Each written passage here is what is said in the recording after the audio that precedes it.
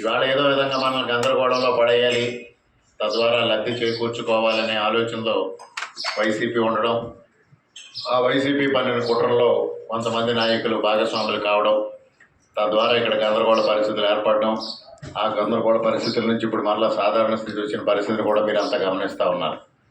ఇవాళ మనం గత 10 రోజులుగా న్యాయం కోసం నల్లబిల్లు అనే కార్యక్రమాన్ని చేపట్టి ప్రజల వద్దకు వెళ్తా ఉన్నాం. విశేషమైన స్పందన వస్తూ ఉంది. ఆ స్పందనకి ఇవాళ మళ్ళీ ఎన్డీఏ పునరాలోచన చేయడం మరలా అధికారికంగా, ఎందుకంటే మొన్న సాక్షాత్తు కొవ్వూరు సభలో చంద్రబాబు నాయుడు గారు ఏ విధమైన ప్రకటన చేశారో మీరంతా చూశారు. ఇక్కడ ఏది డిసైడ్ కాలేదు అనేది ఆయన స్పష్టంగా చెప్పడం జరిగింది. ముఖ్యంగా మనందరం అది గమనించాల్సిన అవసరం ఉంది. అదేవిధంగా ఇవాళ వైసీపీ అనేక రకాలైన కుట్రలు పన్నుతూ ఇంకా దాన్ని కొనసాగించాలని ఒక ప్రయత్నం చేస్తూ ఉన్నారు. వాళ్ళ ప్రయత్నాలు భగ్నం అవడం, విఫలం అవడం ఖాయం. రేపు తప్పితే ఎల్లుండితో ఈ ఈ పేటముడి కాదు, పేటముడి విడిపోయింది. అది లాంఛనమైన ప్రకటన రావడం మాత్రమే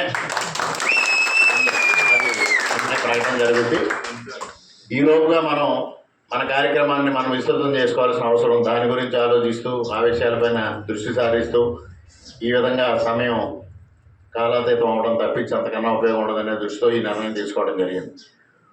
ముఖ్యంగా ఏదైతే వాటర్ లిస్ట్ వెరిఫికేషన్ అనేది మనం స్టార్ట్ చేసాం, మీరంతా చేస్తూ ఉన్నారు. ఈ సమయంలో ఈ గందరగోళ పరిస్థితుల రావడంలో అందరూ ఏకాగ్రత కోల్పోయి ఈ విషయం పైన మళ్ళీపోవడం జరిగింది. ఇవాళ నుంచి మీరు ఈ విషయం పైన దృష్టి సారించాలి.